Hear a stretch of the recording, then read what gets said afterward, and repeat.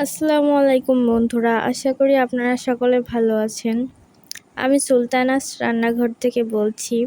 আজকে আপনাদের জন্য নিয়ে এসেছি অসাধারণ মজাদার একটি রেসিপি, তা মুচমুচে মজাদার বুটের ডালের রেসিপি। এটি তৈরির জন্য আমি প্রথমেই নিয়েছি 2 কাপ পরিমাণ বুটের ডাল। এই বুটের ডালগুলোকে এখন আপনারা খুব ভালোভাবে ধুয়ে ভিজিয়ে রেখে দিবেন। এই বুটের ডালগুলোকে 2 ঘন্টা ভিজিয়ে রাখতে হবে। তারপর একটি ব্লেন্ডারের জারে বুটের ডালগুলোকে নিয়ে নেবেন। অতঃপর এটাকে ব্লেন্ড করে নিতে হবে। দেখুন, আমি খুব ভালোভাবে ব্লেন্ড করে নিয়েছি। তারপর এর মধ্যে কুচিয়ে রাখা পেঁয়াজ দিয়ে দিতে হবে। তারপর দিয়ে দিতে হবে কুচিয়ে রাখা কাঁচামরিচ।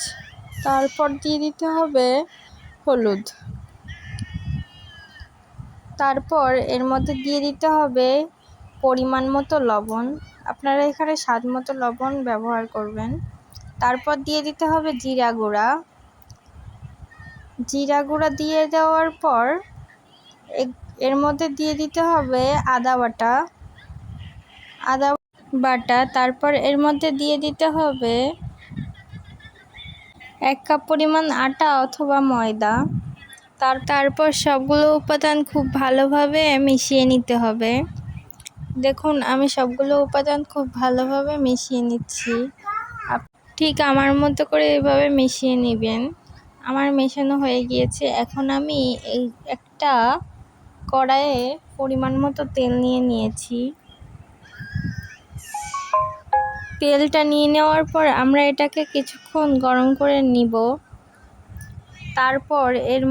তারপর এক এক করে হাতের সাহায্যে ওই মিশ্রণ থেকে এক একটা পকোড়া সাইজ করে পকোড়া নিয়ে নিতে হবে। দেখুন, আমি এক একটা পকোড়া নিয়ে নিচ্ছি। পকোড়াগুলো ভাজার সময় চুলার আঁচটা মিডিয়ামে রাখবেন, খুব বেশি করবেন না, তাহলে কিন্তু পকোড়াগুলো পুড়ে যাবে। পকোড়াগুলো ভাজার সময় বেশি মোটাও দিবেন না, বেশি পাতলাও দিবেন না, একদম মিডিয়াম সাইজের রাখবেন। আপনাদের হাতের মাপ অনুযায়ী এটা করবেন। এক পাশ হয়ে গেলে আর এক পাশ উল্টে নেবেন। একেবারে লাল লাল করে ভেজে নিতে হবে সবগুলো পকোড়াকে। দেখুন, আমি এখন সবগুলো পকোড়া উল্টে দিচ্ছি। দেখুন, আমার পকোড়াগুলো প্রায় লাল লাল হয়ে এসেছে। আমি এখন এগুলোকে উঠিয়ে নিব। আপনারাও ঠিক আমার মতো করে খুন্তির সাহায্যে অন্য একটি ছাঁকনির উপর উঠিয়ে নিতে পারেন, এতে তেলটা ঝরে যাবে। আপনারাও ঠিক আমার মতো করে এইভাবে পকোড়াগুলোকে উঠিয়ে নেবেন। দেখুন, আমি সকল পকোড়াগুলোকে উঠিয়ে নিচ্ছি। বাস, তৈরি হয়ে গেল আমাদের পকোড়া। এটা দেখতে যতটা সুন্দর, খেতেও ততটাই মজাদার। আশা করি আপনাদের কাছে রেসিপিটি ভালো লেগেছে। রেসিপিটি ভালো লাগলে অবশ্যই লাইক সাবস্ক্রাইব দিয়ে পাশে থাকবেন। আল্লাহ হাফেজ।